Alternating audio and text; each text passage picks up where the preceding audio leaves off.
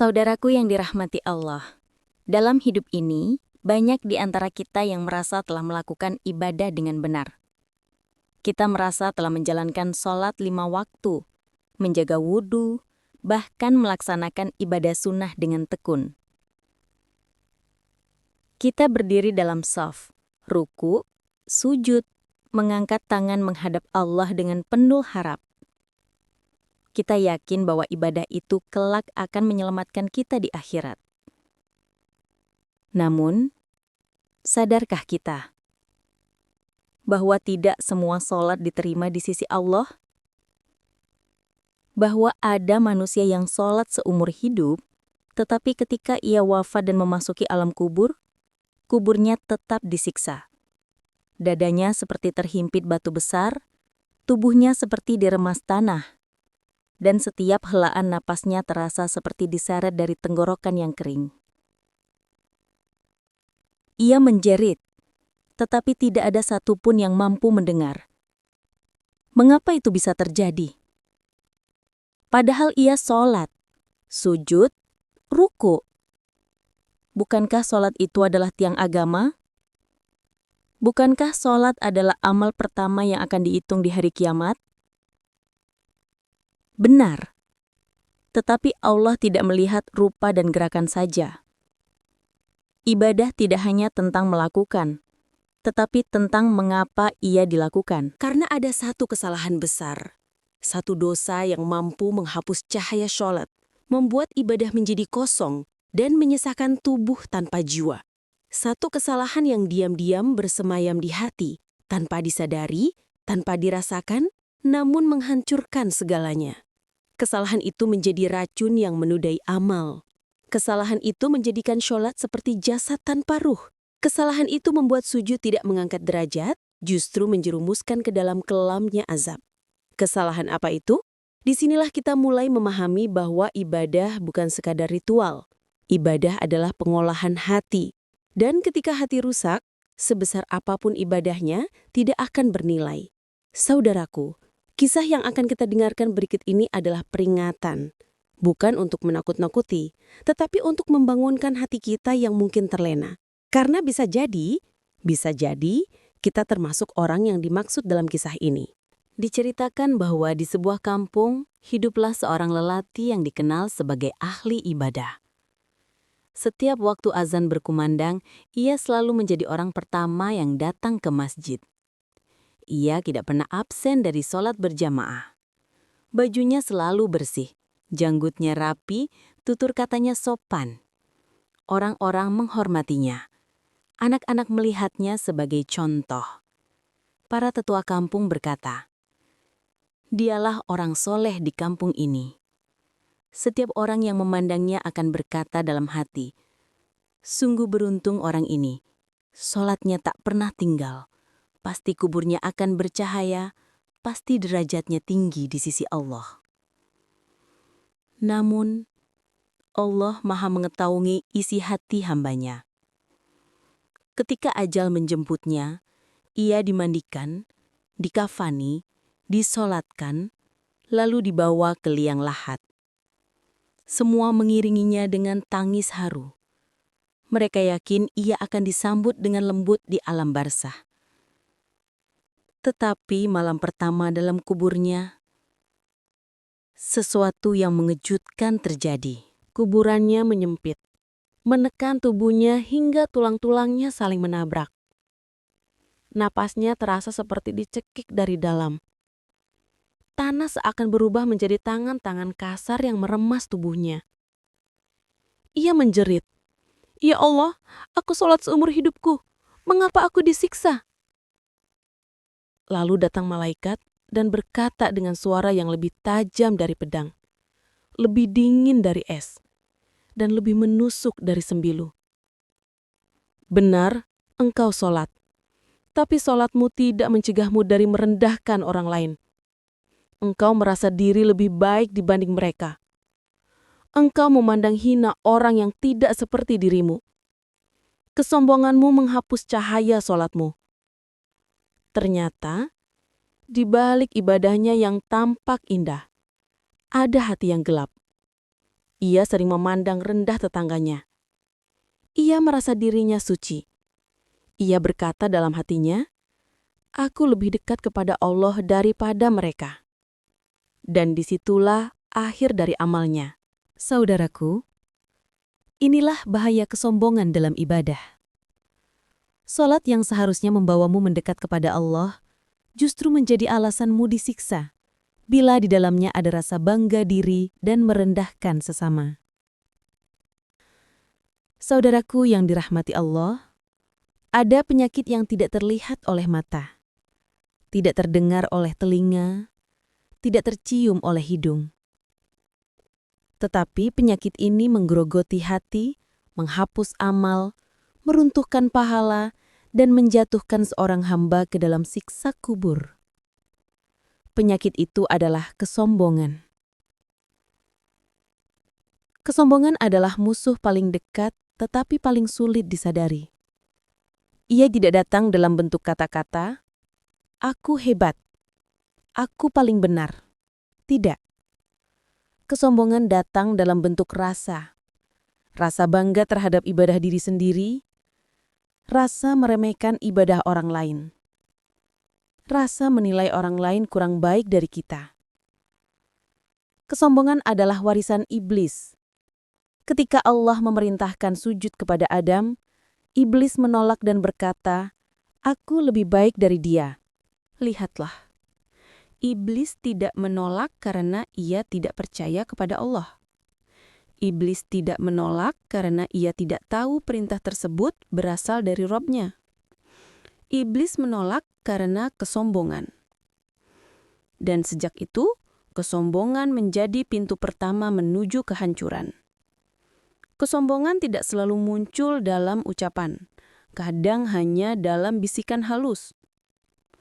Aku lebih taat dibanding dia. Aku lebih sering di masjid daripada mereka. Ilmu agamaku lebih tinggi. Aku lebih pantas mendapat hidayah. Padahal Rasulullah SAW bersabda, "Cukuplah seseorang dianggap buruk bila ia meremehkan saudaranya." Hadis riwayat Muslim. Dan tahukah engkau, salat yang sempurna seharusnya membentuk kerendahan hati.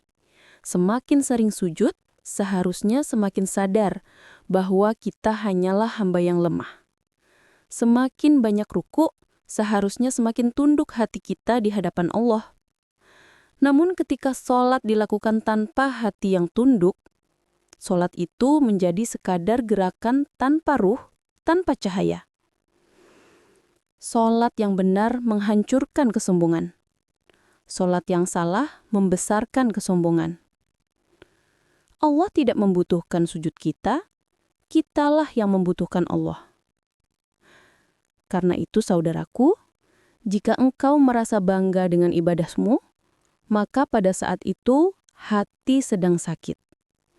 Dan bila tidak segera diobati, penyakit itu akan membawa seseorang pada kisah lelaki tadi. Salat seumur hidup, tapi kuburnya disiksa. Saudaraku, kesombongan bukan hanya berjalan dengan dagu terangkat. Kesombongan bukan hanya suara yang meninggi. Kesombongan bisa sangat halus. Begitu halus sampai kita tidak sadar bahwa kita sedang jatuh ke dalamnya. Berikut adalah tanda-tanda kesombongan yang sering tidak disadari oleh seorang ahli ibadah. Merasa diri paling benar. Ketika seseorang mulai merasa bahwa hanya dirinya yang berada di jalan Allah, sementara orang lain tersesat, maka pada saat itu, ia sedang meniru iblis. Merendahkan orang yang masih belajar. Ada orang yang baru belajar ibadah, masih terbata-bata. Namun ia dicemooh. Apa begitu caranya sholat? Ah, wudukmu tidak sah. Dasar bodoh, belajar yang benar. Bukankah kita semua juga dulu belajar? Mengapa lupa bahwa hidayah adalah pemberian, bukan hasil usaha sendiri? Malu berbuat baik saat tidak dilihat orang. Jika engkau lebih bersemangat beribadah ketika dilihat manusia, tetapi lesu ketika sendirian, maka itu bukan ibadah. Itu adalah riya. Tidak tahan bila dinasehati. Jika hatimu panas ketika dikoreksi, jika engkau merasa tersinggung ketika ditegur, itu tanda bahwa kesombongan berdiam dalam dada. Rasulullah Shallallahu Alaihi Wasallam bersabda, "Orang kuat bukanlah yang menang dalam gulat, tapi orang kuat adalah yang mampu menahan amarahnya." Hadis riwayat Bukhari dan Muslim. Senang dipuji atas ibadah. Jika hatimu berbunga ketika orang mengatakan, "Masya Allah, kamu sangat alim. Wah, kamu paling rajin di masjid." Maka tanyakan pada hatimu, untuk siapa aku beribadah? Untuk Allah atau untuk pujian manusia? Saudaraku, orang yang benar-benar dekat dengan Allah, semakin ia beribadah, semakin ia merendah. Semakin ia menangis dalam sujud, semakin ia merasa tidak pantas. Karena ia sadar, aku hanyalah hamba penuh dosa. Kalau bukan karena rahmat Allah, aku bukan siapa-siapa. Ketahuilah, kesombongan kecil, sekecil biji sawi, sudah cukup untuk menghalangi seorang hamba dari surga. Maka, berhati-hatilah.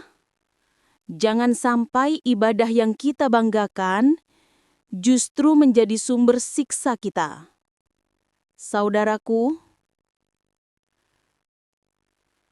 sholat bukan sekadar berdiri, ruku, sujud, lalu salam. Sholat bukan hanya rangkaian gerakan fisik dan bacaan lisan. Sholat adalah perjalanan hati menuju Allah. Ia adalah saat ketika manusia yang hina ini berani menghadap sang raja segala raja. Ketika dahinya menyentuh lantai, disitulah tempat paling mulia seorang hamba. Namun, banyak orang sholat, tapi yang berubah hanya tubuhnya, bukan hatinya. Seseorang dapat sholat seumur hidup tanpa pernah merasakan kedekatan dengan Allah, karena hatinya tidak menyertai sholat tersebut. Ia membaca bacaan sholat seperti membaca kata-kata tanpa makna. Rukuknya tanpa tunduk, sujudnya tanpa rasa hina diri, salamnya tanpa kedamaian. Padahal, sholat yang benar mencairkan kesombongan, melembutkan hati, membuat kita menyadari bahwa kita hanyalah hamba kecil yang tidak memiliki apapun tanpa pertolongan Allah. Lalu bagaimana agar sholat menjadi cahaya yang menerangi kubur kita kelak? Pertama, hadirkan hati ketika takbiratul ihram. Saat tanganmu terangkat, niatkan, aku melepaskan dunia di belakangku. Yang ada hanya Engkau ya Allah. Kedua, panjangkan sujudmu. Sujud adalah saat paling dekat antara seorang hamba dengan Robnya.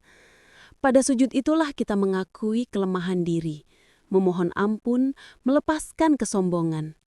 Katakan dalam hati, "Ya Allah, aku lemah. Tanpamu, aku bukan siapa-siapa." Ketiga, jadikan sholat sebagai tempat mengeluhkan isi hatimu. Sholat bukan hanya ibadah, tetapi tempat kembali. Jika engkau sedang sedih, ceritakan dalam sujud. Jika engkau sedang merasa bersalah, menangislah dalam ruku. Jika engkau merasa jauh, panggil Dia, karena setiap sujud adalah jalan pulang. Keempat, latih keikhlasan. Jangan pedulikan pujian manusia. Jangan menunggu sanjungan. Sholatmu bukan untuk dilihat oleh manusia, tetapi untuk dilihat oleh Allah. Ingatlah, di liang kubur tidak ada pujian manusia. Tidak ada orang yang menilai pakaian sholatmu. Tidak ada yang memuji panjangnya surbanmu. Yang menyertaimu hanyalah amalmu. Jika sholatmu tulus, maka kuburmu akan bercahaya. Jika solatmu penuh kesombongan, maka kuburmu akan gelap. Semoga Allah menjadikan solat kita penenang dada di dunia dan penerang kubur di akhirat. Saudaraku yang dikasihi Allah, dunia ini hanyalah persinggahan. Kita berjalan setiap hari menuju satu tempat yang pasti. Kubur. Tidak peduli siapa kita, tidak peduli apa jabatan kita, seberapa banyak harta yang kita kumpulkan, semua itu akan ditinggalkan. Yang akan menemani kita hanyalah amal. Namun amal yang menyertai kita bukan amal yang tampak besar di mata manusia, melainkan amal yang tulus, amal yang lahir dari hati yang ikhlas. Karena itu, jangan bangga dengan solatmu, jangan bangga dengan sodakohmu, jangan bangga dengan ilmu agamamu. Takutlah jika dalam amalmu masih tersisa kesombongan. Rasulullah Shallallahu Alaihi Wasallam bersabda, "Sesungguhnya Allah tidak melihat rupa kalian dan harta kalian, tetapi Dia melihat hati dan amal kalian." Hadis riwayat Muslim. Hati, itulah yang akan menentukan apakah solatmu menjadi cahaya atau menjadi kegelapan. Maka marilah kita memohon kepada Allah, "Ya Allah, bersihkan hati kami dari kesombongan. Ya Allah, jangan Engkau biarkan kami bangga terhadap ibadah kami sendiri. Ya Allah, jadikan solat kami sebagai penerang kubur, bukan penyebab kami disiksa." Saudaraku, hidup ini tidak lama. Suatu hari, kita akan dibaringkan di tanah yang dingin. Kain kafan menjadi pakaian terakhir. Doa anak, saudara, dan sahabat mengiringi. Lalu semua pergi, dan kita tinggal sendiri dalam sunyi. Pada saat itu, yang tersisa hanyalah hubunganmu dengan Allah. Maka perbaiki hatimu, sekarang sebelum terlambat. Semoga kita semua wafat dalam keadaan dicintai Allah. Semoga kubur kita menjadi taman dari taman-taman syurga. Semoga wajah kita bercahaya ketika dibangkitkan. Amin, amin, ya Rabbal Alamin. Sahabat beriman yang dirahmati Allah, setiap detik hidup kita adalah perjalanan menuju akhirat. Jangan sampai kita sibuk beribadah, tapi lupa menjaga hati. Jangan sampai amal kita banyak, namun tidak sampai kepada Allah karena niat yang salah. Maka, mari kita sama-sama memperbaiki diri. Tidak ada kata terlambat untuk berubah. Selama nyawa belum sampai di tenggorokan, pintu taubat masih terbuka lebar. Jika engkau merasa video ini menyentuh hatimu, maka sebarkan kebaikan ini. Silahkan klik like, bagikan ke keluarga dan sahabat, dan jangan lupa subscribe channel ini, agar kita bisa terus sama-sama belajar dan saling mengingatkan dalam kebaikan. Semoga Allah menjaga langkah kita, melapangkan rizki kita, meneguhkan hati kita di atas iman, dan menutup usia kita dalam keadaan husnul khatimah. Amin, ya Rabbal Alamin. Wassalamualaikum warahmatullahi wabarakatuh.